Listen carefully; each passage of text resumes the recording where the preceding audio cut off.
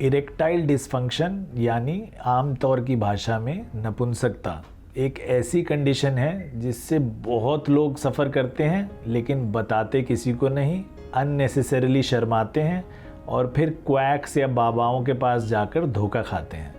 तो आइए आज इस कंडीशन के बारे में जानते हैं, समझते हैं और इसको कैसे ठीक कर सकते हैं इसके बारे में चर्चा करते हैं।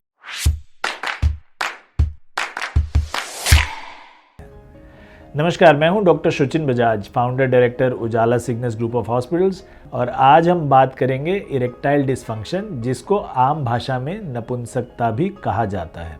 ये क्या होती है? आमतौर पर जब एक पुरुष सेक्सुअली उत्तेजित हो जाता है तो उसका दिमाग उसके प्राइवेट पार्ट्स में एक सिग्नल देता है कि उनकी ब्लड सप्लाई बढ़ाई जाए, लिंग में ब्लड फ्लो बढ़ाया जाए, जिससे कि लिंग को एक खड़ा होने की या इरेक्ट होने की सिग्नल मिलती है। ब्लड सप्लाई जब पूरी लिंग में आ जाती है तो वहाँ पर इरेक्शन हो जाती है। लेकिन अगर पूरी तरह सेक्सुअली उत्तेजित होने के बावजूद भी इरेक्शन ना बने या बनकर कुछ ही देर में ख़त्म हो जाए, जिससे कि दोनों पार्टनर्स सेक्सुअली सेटिस्फाई ना हो पाएँ, उसको हम इरेक्टाइल डिसफंक्शन बोलते हैं। ये दो तरह की होती है कॉमनली, एक शॉर्ट टर्म और एक लॉन्ग टर्म। शॉर्ट टर्म ज़्यादातर आती है और जाती है और ये कभी ना कभी लाइफ में 90% से ज़्यादा पुरुषों को देखना पड़ता है और वो अननेसेसरीली घबरा जाते हैं। इसके यूजुअल कारण होते हैं बहुत ज़्यादा स्ट्रेस, वर्क प्रेशर, बहुत ज़्यादा अल्कोहल ले लेना, स्मोकिंग कर लेना, किसी बात की बहुत चिंता करना, इवन परफॉर्मेंस प्रेशर, उससे भी शॉर्ट टर्म इरेक्टाइल डिसफंक्शन हो सकता है।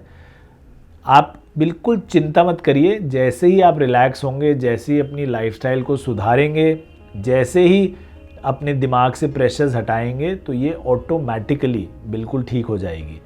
तो 90% से ज़्यादा पुरुषों को ये कंडीशन देखनी पड़ती है अपनी लाइफ में, इसलिए आप अकेले नहीं हैं। तो बिल्कुल मत घबराइए, अगर कुछ ऐसा है तो अपने डॉक्टर से डिस्कस करिए, वो आपको आराम से कुछ ही दिनों में ठीक कर देंगे। लॉन्ग टर्म जो इरेक्टाइल डिसफंक्शंस हैं, उनके पीछे कुछ फिजिकल कॉजेज़ हो सकते हैं। अगर काफ़ी सालों से या बचपन से ही कभी इरेक्शन नहीं हुई है तो उसके पीछे काफ़ी सारे कॉजेज़ हैं, जैसे डायबिटीज़ है, ब्लड प्रेशर है, हार्ट डिजीज़ है, कोई चोट लग गई है आपकी स्पाइन में जिससे कि नीचे पैरालिसिस हो गया है, या पेनिस के अंदर ही, लिंग के अंदर ही कोई स्कार्स हैं, या ब्लड सप्लाई ब्लॉक्ड है, आर्टरी ब्लॉक्ड है। ऐसी कोई कई सारी फिजिकल कंडीशंस हैं जिसकी वजह से लॉन्ग टर्म इरेक्टाइल डिसफंक्शन हो सकता है। रेयरली हार्मोनल कंडीशंस जैसे टेस्टोस्टेरोन लेवल अगर बहुत कम है या स्ट्रेस हार्मोन लेवल्स बहुत ज़्यादा हैं, इनसे भी इरेक्टाइल डिसफंक्शन हो सकता है।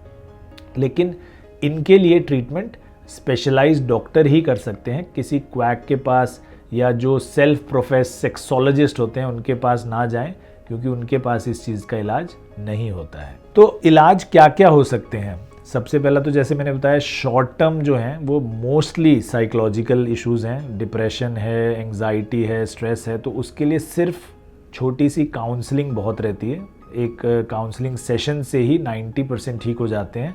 अगर अकेले काउंसलिंग से नहीं असर आ रहा है तो अपने पार्टनर को भी साथ लेकर जाएं, और पार्टनर के साथ अगर आप काउंसलिंग कराएंगे तो रिज़ल्ट्स बहुत जल्दी आते हैं। लॉन्ग टर्म के लिए काफ़ी सारी दवाइयाँ भी हैं और मैकेनिकल प्रोसीजर्स भी हैं। मोस्ट कॉमनली यूज़ दवाई जिसका नाम हम सब ने सुना हुआ है, वायग्रा।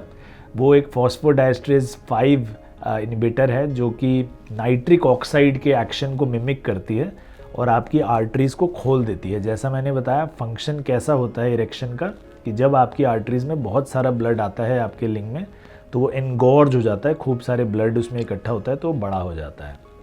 तो जो वायग्रा है वो भी यही करती है काम, कि ब्लड सप्लाई बढ़ा देती है और उससे आपका इरेक्शन हो जाता है। बट इसको खाने से पहले अपने डॉक्टर से सलाह ज़रूर लें। It is not a party drug. तो ये ऐसा नहीं है कि पार्टी में हैं तो ये दवाई खा के हम सेक्स करेंगे, उससे बहुत सारे साइड इफ़ेक्ट्स हो सकते हैं। स्पेशली अगर आप हार्ट डिजीज़ आपको है, या ब्लड प्रेशर की आप दवाई ले रहे हैं, या प्रोस्टेट की कोई दवाई ले रहे हैं, तो इसके साइड इफ़ेक्ट्स जानलेवा भी हो सकते हैं। कॉमन साइड इफ़ेक्ट एक प्रायापिज्म भी है, जिसमें इरेक्शन बहुत लंबे टाइम तक चलती है, 4-5 घंटे तक, और वो पेनफुल हो सकती है और लॉन्ग टर्म में पेनिस को बहुत ज़्यादा हार्म भी कर सकती है, इवन गैंग्रीन तक कर सकती है। So it's not a drug to be taken lightly, तो डॉक्टर सलाह के बिना इस दवाई को ना लें। एल्प्रोस्टाडिल एक दवाई है जो कि इंजेक्शन द्वारा दी जाती है। जब तक वाइग्रा नहीं आई थी तो वो ड्रग ऑफ चॉइस थी, तो वो डॉक्टर ही लगाते हैं इंजेक्शंस, तो वो डॉक्टर के पीछे बिना ना लें। वैक्यूम पम्प्स हैं, वैक्यूम में पम्प्स एक हॉलो ट्यूब होती है जो अपने पेनिस पर लगाकर आप वैक्यूम क्रिएट कर सकते हैं।